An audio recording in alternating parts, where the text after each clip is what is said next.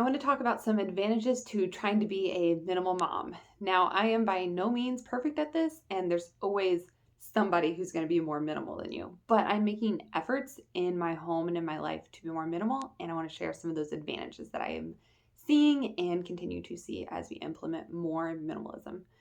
So, just general simplified life, less toys, less things to clean. An example would be like burp cloths. I always say, don't buy 4 different types of burp cloths, buy one. This way, when you do the laundry, you have one type to fold, you have one type to put away, and one place to keep it. You don't have confusion of what's in the diaper bag. You don't need one of each.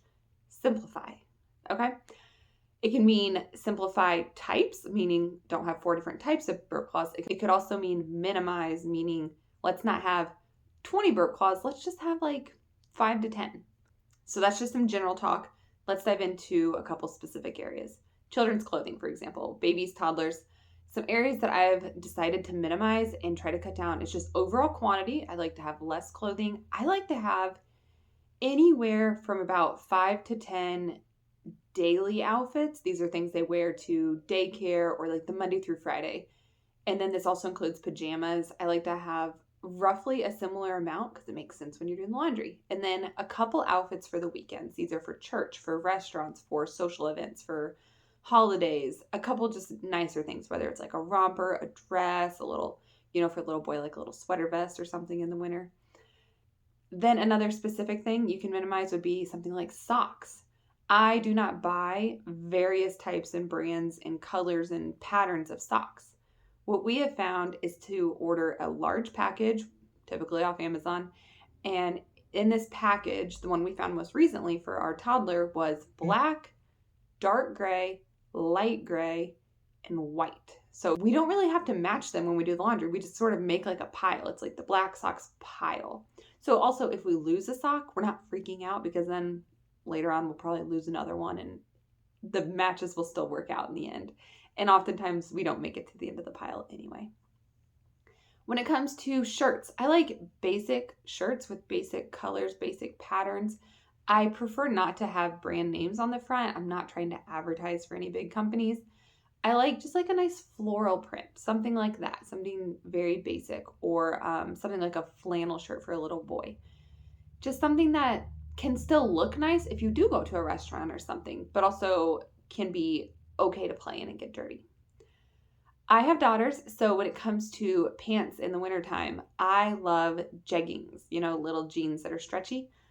I like them because they match everything. I don't like them to have pink polka dot pants. I don't like striped pants. I don't like things with a pattern because oftentimes the shirt already has a pattern on it of some sort or some sort of color or just anything.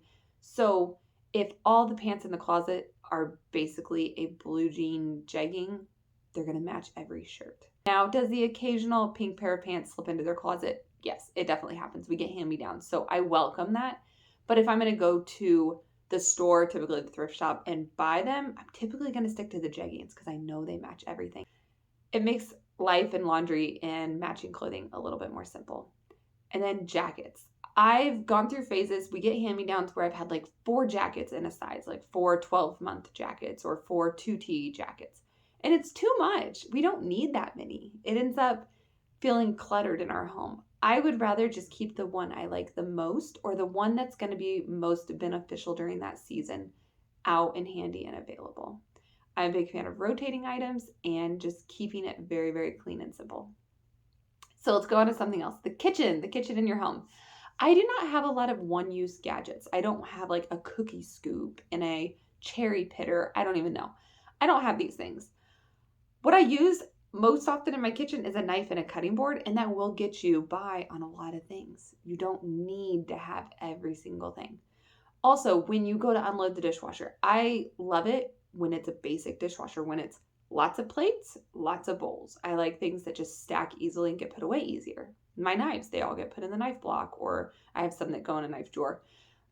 It's simple, it's quick, and it's easy. Now, if you have every random gadget, you're going to every random drawer in your house and in your kitchen and putting things away. So I like things to be simplified as much as I can. Another thing you can work on when it comes to minimalism is routines. This isn't a tangible item, it's not physical stuff in your house, but rather a routine such as bedtime with your children. Don't make bedtime take an hour. Don't make it this complicated thing. minimize it, make it very simple.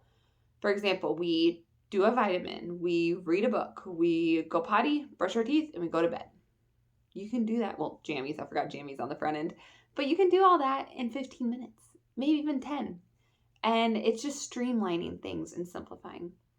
So those are some quick examples. There's so many more I could come up with, but those are some ideas for how minimalism simplifies things, makes life a little easier, a little smoother, a little faster, and it helps get tasks done and completed, and it makes me have less stress and less stuff I'm trying to juggle in my head and in my home. So I recommend you try to see where you can minimize and what you can eliminate out of your home. So good luck with that, and check out some more of my videos if you like this one.